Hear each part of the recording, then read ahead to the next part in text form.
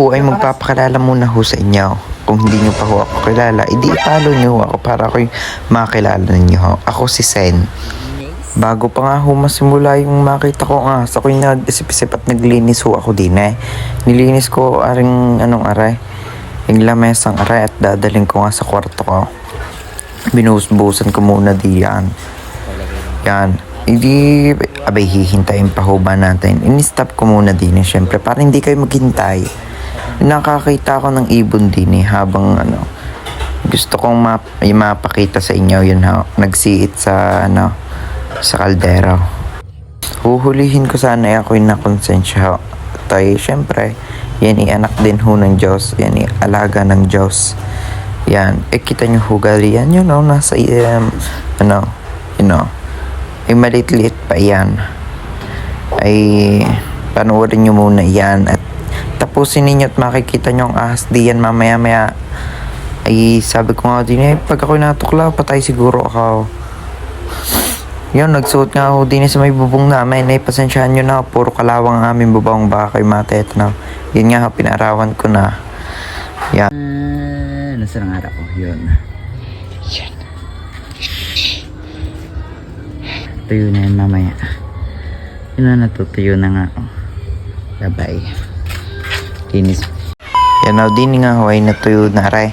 Kaya nilikom ko na ho at ako'y magsisipagsibagan muna ho sa aking kwarto. Binitbit ko na nga ho yan din muna at hindi ko yan kaya pagsabay-sabayin. Hindi naman ho ako si Superman. Tinamelapse ko na nga ho pa pala para mabilis-bilis. Pasensya nyo na ang boss ko at ako'y sinisip out. Yan nga pala ang kwarto ko pagkakadumay. Lagi ho yung saradong bintana niyan at gawa ng ahas nga, baka makapasok. Ay nakapasok na nga ho. Ayan, bago pa ho masimulan yung makita ko yung ahas na yun ay ako'y naglinis muna diyan. Yan, kaya sipagsipagan. Nakakasipag naman ho talaga ang pagbablog. Kita nyo naman ho din eh. Ay pati sipon ko itakak-taka na eh. Para bang manglihigaw. Yan nga, din sa part na ay pinag-iisip-isipan ko kung saan ko ilalagay. Kung saan ko ilalagay huwaring lamesa nga at pagkalaki. Pati ang kama ko diyan nasanggahan nga ho yung din eh, yung kama. Kung hindi ho nasanggahan yung kama ay kita nyo sana ang ahas. Yan. Din nga sa part na rin yan. Nililikom ko na. Wala pa ho dyan ang ahas. Maghintay na lang ho kaya. Yan. Linis-linis ho ng kaunti. At baka ho ay ahasin pa. Ay ako may kukwento muna ho sa inyo. Para hindi ho kayo ho ay nakasubscribe na ba sa akin sa YouTube ko. I-subscribe nyo na ho. Para tayo halahay na. Yan. Ay hindi pala nahagip. Ayun, hagip ho naman pala din sa video.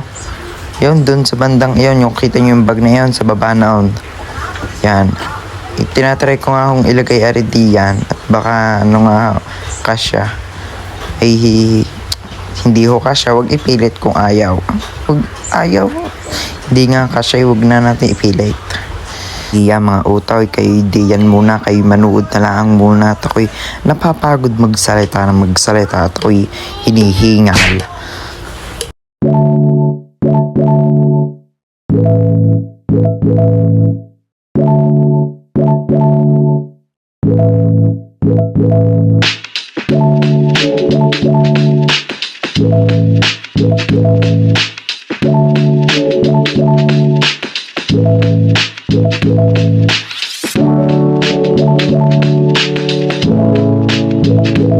Yan na nga ho, yan na nga ho sa part na yan.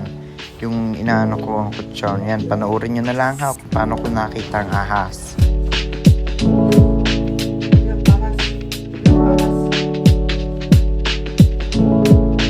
Ako nga ho ay gulat na gulat ho din at sabi ko baka ako'y matuklaw na rin. Diyos ko pa, mahinam pa naman ng kamandag na rin. Pagkakalaki ho niyan, ay pag ikay natuklaw niya na iinam, baka ikay papunta ng San Peter. Ay hindi lamang ngayon, pagkalaki-laki. Siya, diyan muna ho kayo. Aray ko ho.